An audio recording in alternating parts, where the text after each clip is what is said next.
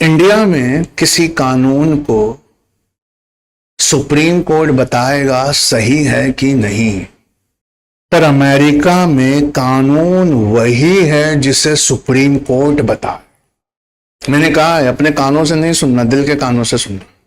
India में किसी कानून को सुप्रीम कोर्ट बताएगा सही है कि नहीं, निरस्त हुआ कि बच गया, पर अमेरिका में तो सुप्रीम कोर्ट बताएगा कि कानून क्या होना चाहिए।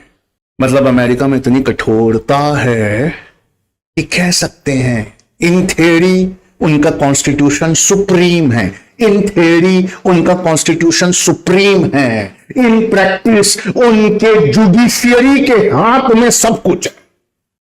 हमारे यहां सुप्रीम कोर्ट बताएगा कानून पारित कि नहीं पारित, पास कि नहीं पास, उनका तो सुप्रीम कोर्ट यह बताएगा कि कानून बनना कैसे चाहिए, उसकी वर्डिंग्स।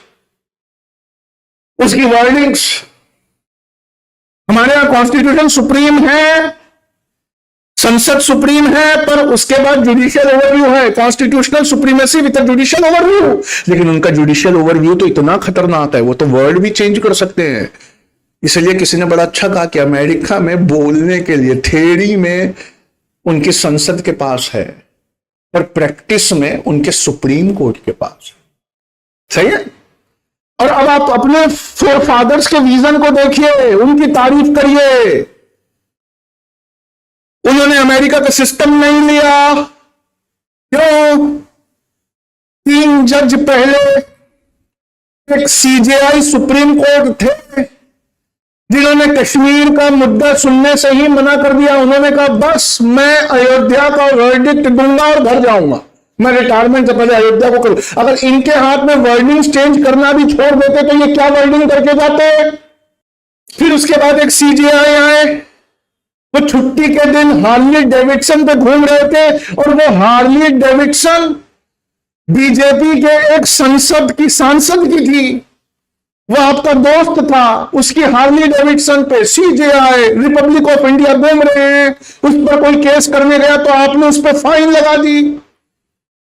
तो सुप्रीम कोर्ट बार के पढ़े लिखे लॉयर्स को उठकर खड़े होना पड़ा और बोलना पड़ा सर ये ठीक नहीं है, आपको एक तो उसकी हार्ली डेविडसन पे घूमना नहीं चाहिए था, और जब आप घूमे हैं तो आवाज उठाने वाले पर आप फाइन नहीं लगा सकते। हजरत उमर खड़े होकर यह नहीं कह सकते कि तुमने मुझसे तेहरान के बारे में क्यों पूछा, तुम्हें तो मैं फाइन लगाऊंगा। सोचो कि अगर ऐसे जजेस के हाथ में वर्डिंग्स चेंज करने का प्रावधान भी होता तो वो क्या ही चेंज कर। मानते हो दूरदृष्टि, अपने फोर फादर्स की दूरदृष्टि मानते हो। जब बैठकर कॉन्स्टिट्यूशन बना रहे थे तो क्या लेना है क्या नहीं लेना है, क्या ही बहस की होगी।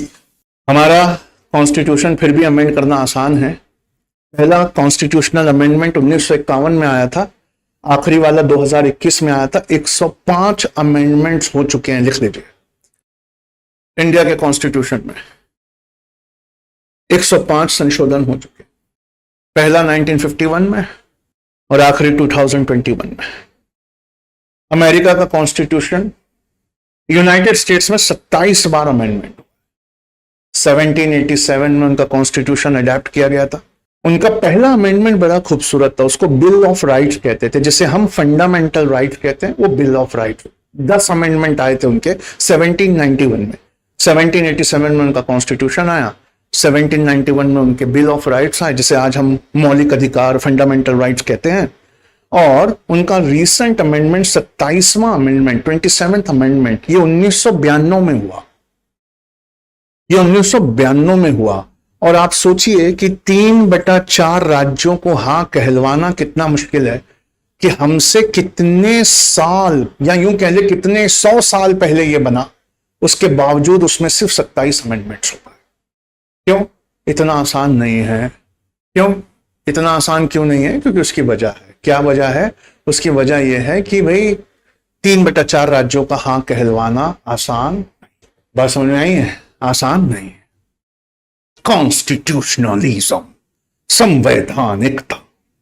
किसी कंट्री के पास कॉन्स्टिट्यूशन हो सकता है, पर जरूरी नहीं है कि उसके पास कॉन्स्टिट्यूशनलिज्म भी हो। मतलब किसी कंट्री के पास, किसी देश के पास संविधान हो सकता है, पर संवैधानिकता भी हो। ये जरूरी नहीं है। संविधान है पर संवैधानिकता हो ये जरूरी नहीं है। मतलब आपने कभी ऐसा किया है कि एक छोटा बच्चा आया, उसने आपको तर तर तर तर दो लगा दी, फिर दो लगा दी, तर तर तर तर दो लगा दी, अरे आपने कहा अरे, फिर उसको आपने करीब किया, उसने तर तर दो लगा दी, तो आपने क्या किया, पलट के लगा, या नहीं लगाया तो कम से कम आंख में आंख डालिए। या आपने कभी ऐसा किया है, कोई बच्चा बोल रहा है, आप एम्बेरस हो रहे हैं तो पीछे से चिमटी ली, है खबरदार बोलना नहीं। कॉन्स्टिट्यूशन कहता है कि ऐसा करने वाला अपनी पावर का दुरुपयोग कर रहा है, ऐसा करने वाला अपनी शक्ति का दुरुपयोग कर रहा है। क्यों? बच्चे में कम शक्ति है, आप में ज्यादा शक्ति है, इसलिए जब देखो तब आप दो लगा देते हो, जब देखो तब आप उसको चिमटी ले लेते हो, चुप करा देते हो। क्यों? आपको एहसास है कि मेरे पास इतना पावर है, ये पलट के कुछ नहीं कर पाएगा। संविधान कहता है कि ऐसे लोगों को अगर सरकारी पदों पर भर्ती कर दिया जाए, या मंत्री बना दिया जाए, या राष्ट्रपति या प्रधानमंत्री बना दिया जाए, और इनके पावर पे कोई लगाम ना लगाई जाए, तो ये तो पूरी तरह करप्ट हो जाएंगे। ये तो पूरी तरह करप्ट हो जाएंगे। मतलब power corrupt, absolute power corrupt absolutely. मतलब सर, शक्ति भ्रष्ट करती है और पूर्ण शक्ति पूर्णता भ्रष्ट करती है। सिर्फ आपको नहीं, आपके घर वालों को भी करती है। आप जिस दिन आईएएस बन जाएंगे, आपकी शादी होगी, दुनिया की सबसे खूबसूरत लड़की वो आपको मिलेगी। आप चाहे जैसे भी हो, दुनिया की सबसे खूबसूरत लड़की बहुत सारे दहेज के साथ मिलेगी। दिन भर आप उसके चारों तरफ लट्टू बन के घूमते होंगे। बाजार में उसके साथ कोई बदतमीजी कर देगी, वो बाजार की दुकान पे आप बुलडोजर चलवा रहे हो। आपकी बीवी, आपके बच्चे लोगों से कहेंगे अरे तू जानता है मेरा बाप कौन है। ये करप्शन, ये corruption, this is the corruption. थोड़ी ताकत थोड़ा भ्रष्ट करती है, बड़ी ताकत पूर्णता भ्रष्ट करती है। ये करप्शन। हजरत अली लड़ रहे हैं, लड़ते लड़ते लड़ते हजरत अली ने मारी एक तलवार, गिरा हुआ आदमी, आप उसके सीने पे चढ़े, अब आपने तलवार उठाई, उसका गला अलग करने वाले थे, उसने सोचा अब तो कुछ नहीं है मेरे पास, थूक दिया। जैसे ही हजरत अली के मुंह पे थूक गिरा, आपने तलवार फेंक दी, चले गए, जाने लगे। पीछे से दौड़ कर आया, पैर पकड़ लिए, कहा मुझे मारने पर कादिर थे, मारा क्यों नहीं? अरे वो मैं लड़ रहा था अल्लाह के लिए, जब तुमने थूक दिया तो लड़ाई जाती हो गई। अब मैं जाती लड़ाइयों में जवाब नहीं देता। मेरी लड़ाइयां, मेरी पढ़ाइयां, सब कुछ उसके लिए। ये जाती दुश्मनी हो गई, तुमने थूक दिया, अब नहीं मार सकता मैं तुम। जब लड़ रहे थे तब सिद्धांत के लिए लड़ रहे, अब तो जाती दुश्मनी है, अब मुझे इस्लाम रोकता है, पर्सनल रिवेंज नहीं ले सकते। किसी गांव के लोग बहुत नाइंसाफ हैं, उनसे लड़ने के लिए एक लश्कर जा रहा है, उसमें आप जा रहे हैं, आप तेज चल रहे हैं। क्यों? इन गांव वालों ने आपके बाप दादा के साथ बुरा किया था, इसलिए आप आगे आगे भाग रहे हैं। इस्लाम कहता है ऐसे इंसान को सेना से निकालो।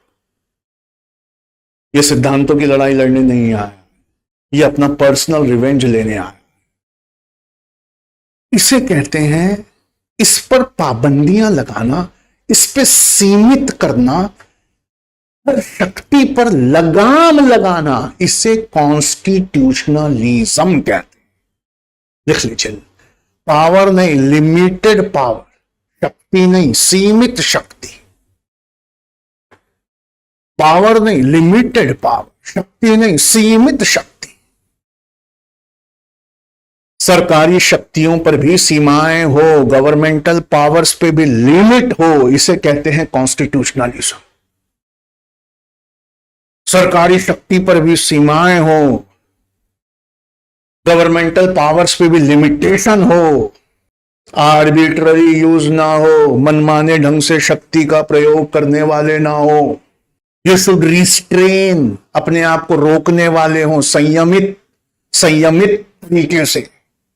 नियंत्रण और संतुलन, balance and checks and balances, नियंत्रण और संतुलन, संयमता से जन कल्याण के लिए यूज करो, संयमता से जन कल्याण के लिए यूज करो।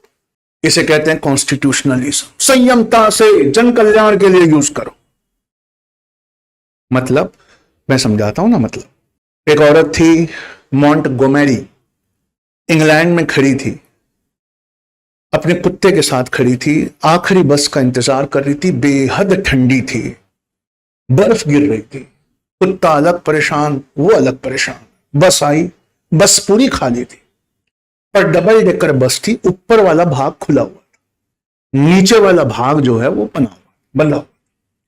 वो अपने कुत्ते को लेकर चढ़ी, कंडक्टर से टिकट ली। जैसे ही बैठी, कंडक्टर ने आके कहा खड़ी हो जा। कहा क्या हुआ? कहा देख वहां बोर्ड नहीं लगा है कि अपने पेट्स के साथ, पालतू जानवरों के साथ ऊपर बैठी है, नीचे नहीं बैठ सकती। उसने कहा कि बर्फ गिर रही है, बहुत ठंडी है, मैं ठिठुर रही हूं, मेरा कुत्ता ठिठुर रहा है।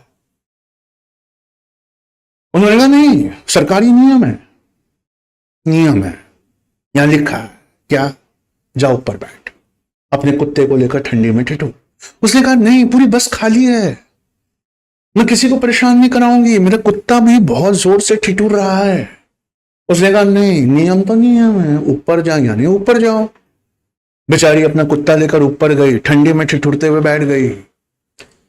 कागज पे उसने कुछ लिखा, उतरी। उसका जब स्टॉप आया तो कंडक्टर के हाथ में उसने कागज दिया और उतरी। कंडक्टर ने खोल कर देखा तो उसमें एक ऐसी बात लिखी थी जो दुनिया के हर सिविल सर्वेंट को, हर सरकारी इंसान को, हर मंत्री, हर एडमिनिस्ट्रेशन में काम करने वाले को, हर नर्स, हर वार्ड बॉय, हर कांस्टेबल, हर पीआई को, हर एसीपी को, हर जज को, जज के स्टेनो को, हर ड्राइवर को सुनना चाहिए। उस औरत ने उसमें लिखा था कि नियम लोगों की भलाई के लिए बनाए जाते हैं, नियम लोगों को परेशान करने के लिए नहीं बनाए जाते, नियम लोगों की भलाई के लिए बनाए जाते हैं। कॉन्स्टिट्यूशनलिज्म ये कहता है कि कॉन्स्टिट्यूशन में जो भी लिखा हो, प्रैक्टिस में डिफिकल्टी आ रही हो तो तुम अड़ मत जाओ, उसमें इंसानियत मिलाओ। उसे कहते हैं ड्यू प्रोसेस ऑफ लॉ। उसमें इंसानियत मिलाओ, रहमदिली मिलाओ, संयमता मिलाओ, जन कल्याण मिलाओ, अब सर्व करो। ड्यू प्रोसेस ऑफ लॉ, इंसानियत को मिलाकर हर नियम लगाना है। लिखिए, due process of law, due process of law, इंसानियत को मिलाकर। क्यों? तुम्हारी भलाई के लिए है ना। क्यों? तुम्हारी भलाई के लिए उसमें इंसानियत मिलाने की जरूरत है ना। तो सरकारी अंगों को जो शक्तियां प्रदान की जाती हैं उन पर सीमाएं लगाना बहुत जरूरी है। The governmental power should be, must be subjected to checks and balances. लिख लीजिए, The governmental powers must be subjected to checks and balances. सरकारी शक्तियों पर नियंत्रण और संतुलन। Unrestrained power, अनियंत्रित शक्ति अथॉरिटेरियनिज्म की तरफ ले जाती है, तानाशाही की तरफ ले जाती है। शक्ति का विकेंद्रीकरण, शक्ति का डिसेंट्रलाइजेशन बहुत जरूरी है। It is very essential to decentralize power. शक्ति का विकेंद्रीकरण होना बहुत जरूरी।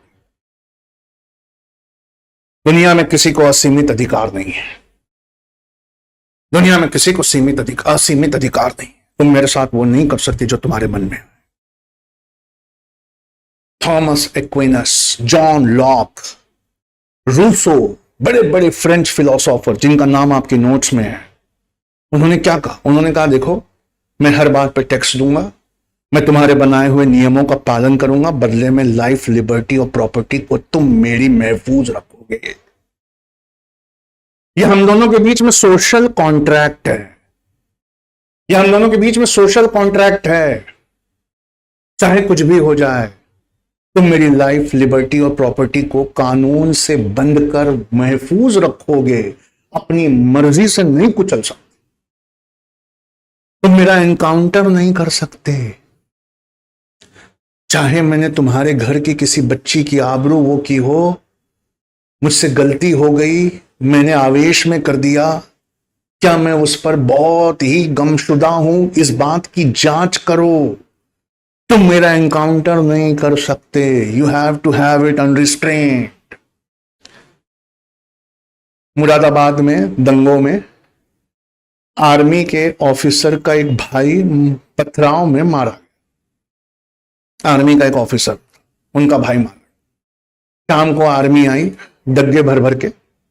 उन्होंने गांव के तमाम बुजुर्गों, बच्चों और तमाम जवानों को गाड़ी में बिठा लिया और कहा कि हम तुम्हें सुरक्षित जगह ले जा रहे हैं, इन दंगों से दूर। यमुना नहर आई, हिंदन कैनाल, हिंदौन नदी की नहर आई, वहां सबको खड़ा करके गोलियों से भून दिया और उनकी लाशों को नहर में फेंक दिया। 50 साल केस चलाओ, फाइनली जाकर उसका फैसला आया और पीड़ितों को उनका कंपेंसेशन। सीमित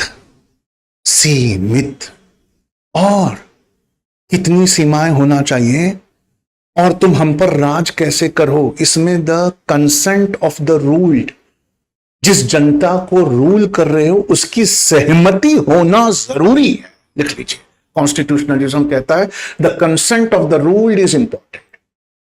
power arise from the consent of the ruled. शक्तियां लोगों की, जनता की सहमति से उत्पन्न होनी चाहिए। शक्तियां जनता की सहमति से उत्पन्न होती है। Monarchs should have legal limitations. लिख लीजिए, monarchs should have legal limitations. राजा भी कानूनी सीमाओं के परे नहीं है। एग्जाम्पल दे रहा हूं, फिर से सुनो।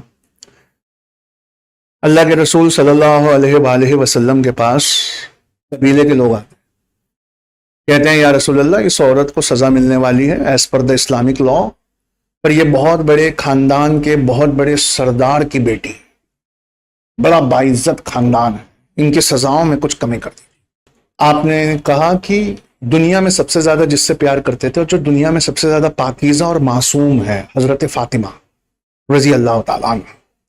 आपने अपनी बेटी का, फातिमा रजी अल्लाह ताला अन्हु का, बीबी का नाम लिया और कहा कि अगर इनकी जगह मेरी भी बेटी होती तो कानून सबके लिए बराबर था।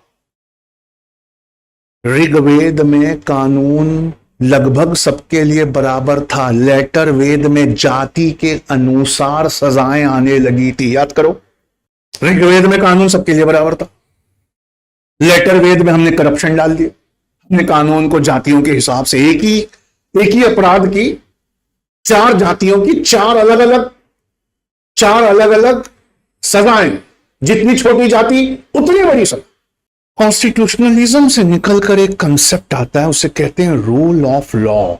कानून सर्वोपरि है। लिख लीजिए, कॉन्स्टिट्यूशनलिज्म से निकलकर एक कंसेप्ट आता है, रूल ऑफ लॉ। कानून सर्वोपरि है और लोगों की सहमति से, जनता की सहमति से शक्तियां उत्पन्न होना चाहिए। Rule of the consent must give rise to power. Power कुचलने के लिए नहीं होते, इंसान की भलाई के लिए होते हैं। इसे कहते हैं कॉन्स्टिट्यूशनलिज्म।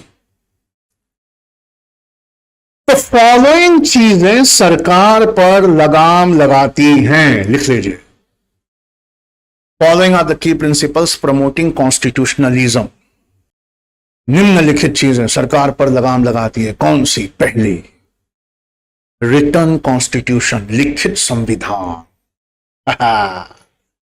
अगर संविधान को बार बार संशोधन करना इतना आसान होता तो दिन में 10 बार संविधान चेंज होता।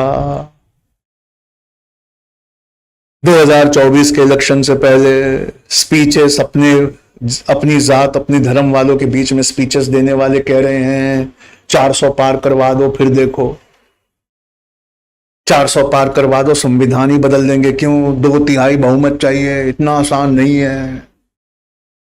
रिटन कॉन्स्टिट्यूशन, रिटन कॉन्स्टिट्यूशन पहला लगाम होती है सरकार की नाक में, रिटन कॉन्स्टिट्यूशन। दूसरा, सेपरेशन ऑफ पावर, शक्तियों का पृथक्करण। तुम कुछ भी पास करवा लो, जुडिशरी के टेबल पे जाएगा, जुडिशरी चेक करेगी। तुम मनमाना कानून नहीं पास करवा सकते। लिख लीजिए, सेपरेशन ऑफ पावर, शक्तियों का पृथक्करण। सेपरेशन ऑफ पावर, शक्तियों का पृथक्करण। और जब कोर्ट का काम है लॉ को चेक करना, कोई ऑफिशियल, कोई मिनिस्टर लॉ के ऊपर नहीं, कानून सर्वोपरि है, रूल ऑफ लॉ, ये तीसरी लगाम है, rule of law, rule of law.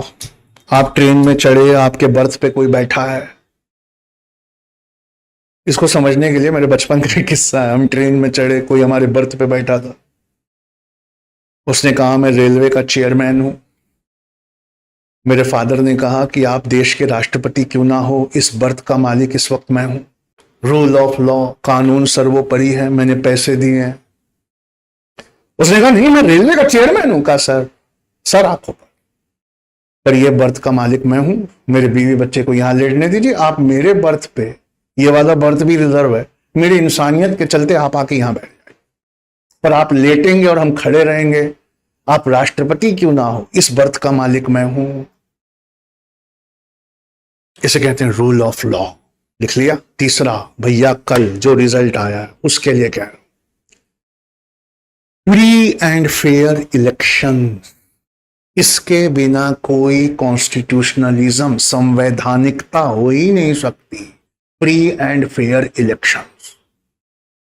अगला, फंडामेंटल राइट्स, मौलिक अधिकार जो हमारे संविधान में लिखे हैं, ये एक बहुत बड़ा कॉन्स्टिट्यूशनलिज्म है। Fundamental rights, fundamental rights. अगला, डिसेंट्रलाइजेशन ऑफ पावर, शक्ति का विकेंद्रीकरण। सही है, डिसेंट्रलाइजेशन ऑफ पावर, शक्तियां दी भी गई हैं, शक्तियों का विकेंद्रीकरण है ना। अब यहां देखो मेरी तरफ, यहां देखो मेरी तरफ। इतना बड़ा कॉन्स्टिट्यूशन क्यों बना, इतनी बड़ी कॉन्स्टिट्यूशन की बुक क्यों आई, why our constitution is the lengthiest in the world, क्यों आई, उसकी वजह है इसमें सिर्फ शक्तियां नहीं लिखी, इसमें सिर्फ शक्तियां नहीं लिखी, शक्तियों की लगाम, उनकी लिमिट्स, उनकी सीमाएं भी लिखी गई।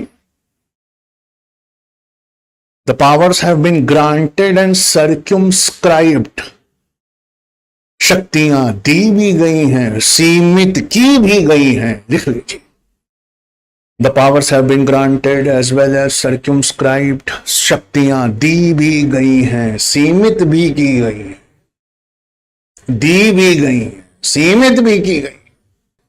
फॉलोइंग चीजें हैं जो शक्तियों को सीमित करती हैं। सबसे पहले, इन सब चीजों में सबसे पहले जुडिशियल ओवरव्यू, जुडिशियल स्क्रूटिनी, न्यायिक पुनर्वलोकन, न्यायिक समीक्षा। लिख लीजिए।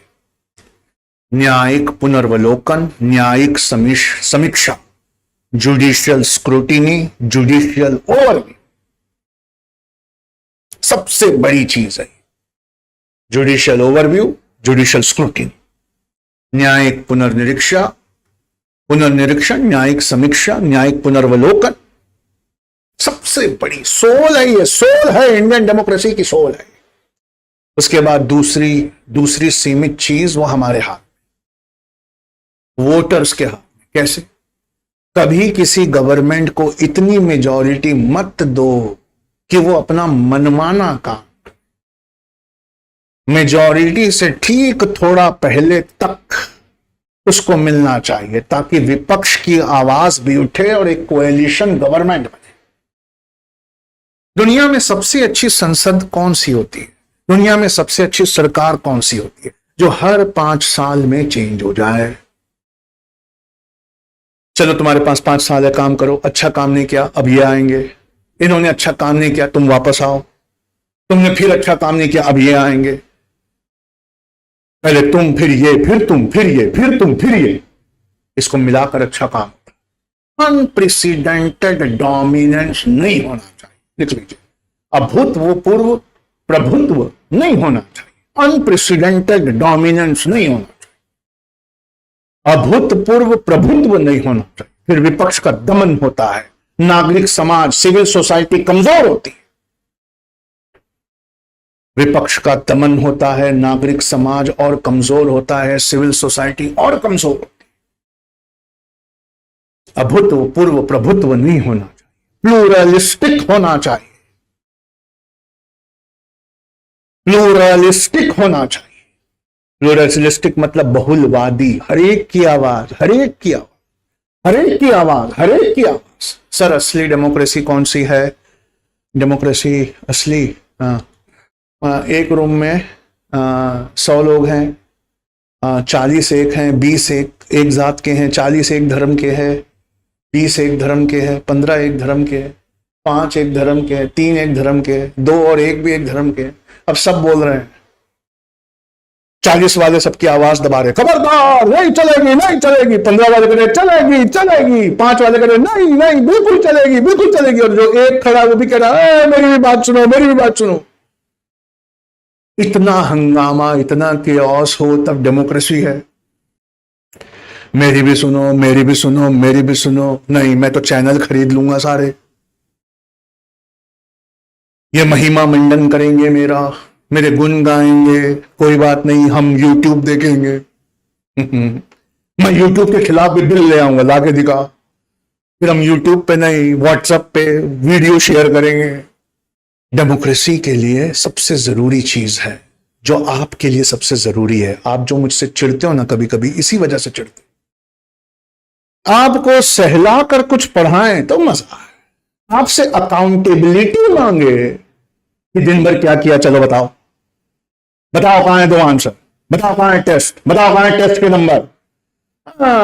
फिर चिढ़ जाते हैं। अकाउंटेबिलिटी और चेक्स एंड बैलेंसेस पे हर कोई चिढ़ जाता है, लेकिन कॉन्स्टिट्यूशनलिज्म आता है अकाउंटेबिलिटी के लिए, चेक और बैलेंस के लिए, जवाबदेही, नियंत्रण और संतुलन के लिए। लिख लीजिए, अकाउंटेबिलिटी, चेक्स एंड बैलेंसेस, जवाबदेही, नियंत्रण और संतुलन।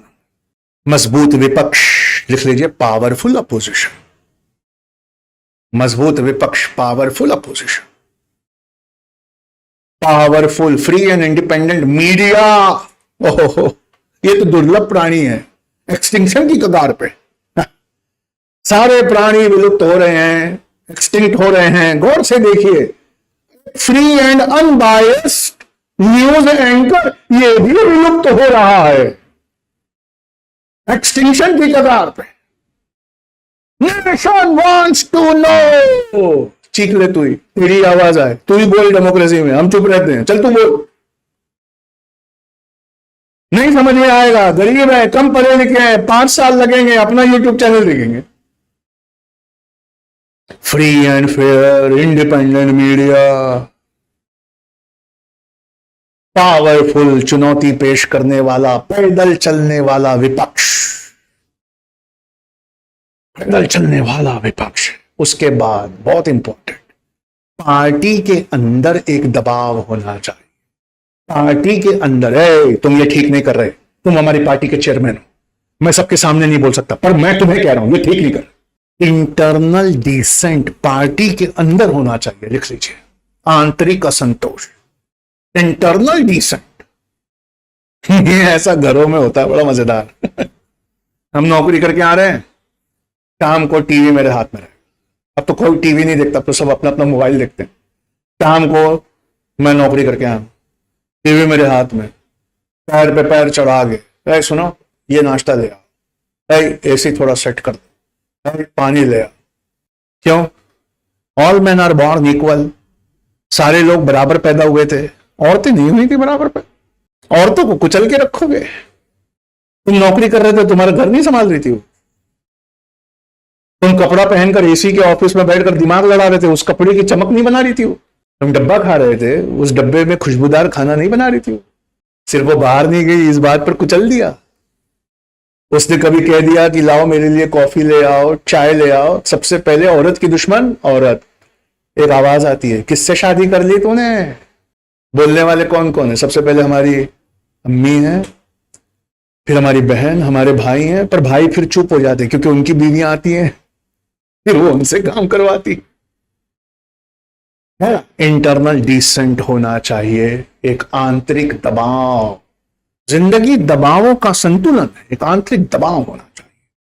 चौथा सबसे इंपॉर्टेंट है, किसी की याद आ गई, वो हमेशा आखिरी खाता था, वो हमारा रसूल था, लास्ट हमेशा हर दावत में बुलाया जाता था। सबसे पहले आप बैठकर कहते थे लाइन से लोगों को भेजो। जब सब खा के उड़ जाते थे तो फिर आखिरी 4 यार आते थे। जब वो खा लेते थे तो फिर एक रोटी में कुछ लपेट कर अपनी बेटी को भेज के कहते थे उसने भी 4 दिन से कुछ नहीं खाया, मेरी फातिमा ने उसको दे दिया। उसके बाद बिस्मिल्लाह करते थे, मेजबान के साथ खाते थे। यही कॉन्स्टिट्यूशन के नियम है। ओबीसी, दलित, एससी, एसटी, माइनॉरिटीज, पिछड़ा, शोषित, वंचित, अति पिछड़ा, इनका रिसोर्सेस पर पहला हक है। ये बात प्राइम मिनिस्टर मनमोहन सिंह ने बोली थी। वीडियो एडिट करने वाले ने सिर्फ माइनॉरिटी छोड़कर बाकी काट दिया और कहा कि देखो देखो कह रहे हैं कि देश के रिसोर्सेस पे माइनॉरिटीज का पहला हक है। नहीं, उन्होंने कहा था ओबीसी, एससी, एसटी, दलित, शोषित, वंचित, पिछड़ा, अति पिछड़ा, माइनॉरिटीज, उनका पहले हक है। तुम्हारी पॉलिसी बनते समय इनको पहले जगह देनी चाहिए। लिख लीजिए, पिछड़ों वंचितों शोषितों को, पिछड़ों वंचितों शोषितों को संविधान में पहली जगह मिलनी चाहिए। हर एक का भला होना चाहिए, वेलफेयर फॉर ऑल होना चाहिए। आजकल खबरें आती हैं तुमने मुझे वोट नहीं दिया, मैं तुम्हारा काम नहीं करूंगा। अरे हो कौन रे भाई तुम? चुन के आने के बाद तुम सबके हो। निगोशिएशंस होना चाहिए। सिविल सोसाइटी मतलब नागरिक समाज, वो पढ़े लिखे लोग जो जनता की आवाज को उठाते हैं, उनकी आवाजें दबनी नहीं चाहिए। तब कॉन्स्टिट्यूशनलिज्म होता है।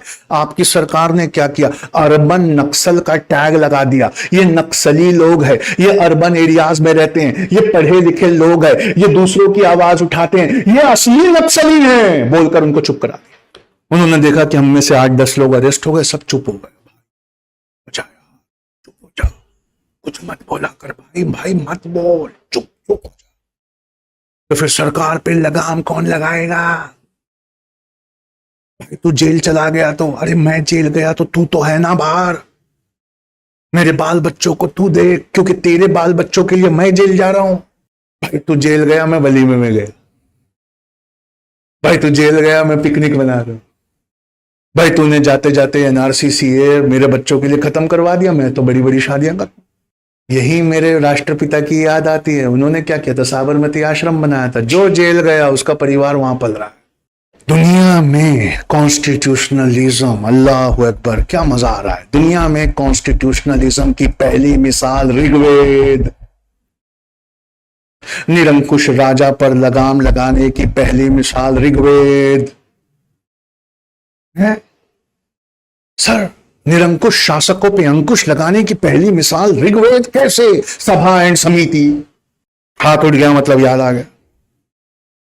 देखो, कॉन्स्टिट्यूशनलिज्म की पहली मिसाल सभा एंड समिति, कॉन्स्टिट्यूशन की पहली मिसाल सभा एंड समिति।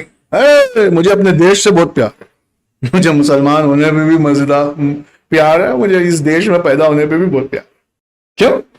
मैं मुसलमान होकर अपने देश से प्यार नहीं कर सकता? ज्यादा प्यार करता हूं, इसलिए मुसलमान। सही है? सुनना अगली लाइन, बहुत अच्छी वाली। नंबर लाएंगे, फर्स्ट 100 में रैंक लाएंगे तो लो ना मिसाल एक और लो। दुनिया की पहली पार्लियामेंट की मिसाल लिच्छवीस। अबे हाथ नहीं उठाया गुरु, लिच्छवीस। 7,707 राजा खड़े हो जाते थे, कहते थे I am the raja, I am the raja, I am the raja. फिर उनका स्पीकर होता था चेतक। लिख लीजिए, लिच्छवीस, वज्जीज, मल्लाज। दुनिया के पहले चुनाव की मिसाल गोपाल ऑफ पाल डायनास्टी। ये है कॉन्स्टिट्यूशनलिज्म। अब एक क्वेश्चन सुनो ऐसे के लिए, बहुत अच्छा। आर्टिफिशियल इंटेलिजेंस की इस दुनिया में कॉन्स्टिट्यूशनलिज्म खत्म हो रहा है। यस, कैसे?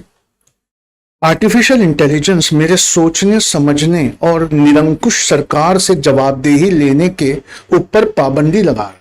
कैसे? आर्टिफिशियल इंटेलिजेंस, यूट्यूब का एल्गोरिदम ये कहता है कि किसी ने किसी विषय पर एक अच्छा वीडियो देखा तो उस अगली बार उससे अच्छा वीडियो दिखाओ, तीसरी बार और अच्छा, चौथी बार और अच्छा, जितनी बार वो यूट्यूब पर लौट कर आए एक चरस ऊपर दिखाओ। इस बात को रूलिंग पार्टी ने समझा। विपक्ष के नेता से कहा ये पप्पू है, ये बेवकूफ है। उस पर वीडियो बनाए, यूट्यूब ने उन वीडियोस को चरस की तरह सजा के रख लिया। हर बार एक बार देख लो कि ये पप्पू है, फिर आप मानो नहीं मानो, आप शक करो नहीं ऐसा नहीं है, अगला वीडियो और गिरा के, उसका अगला वीडियो एक चरस ऊपर गिरा के, उसका अगला वीडियो एक चरस और ऊपर गिरा के, उसका अगला वीडियो, मैं 5 वीडियो के बाद मानने लगा ये पप्पू। ये वीडियो, ये हमारे दुनिया के सबसे महान विश्व गुरु हैं।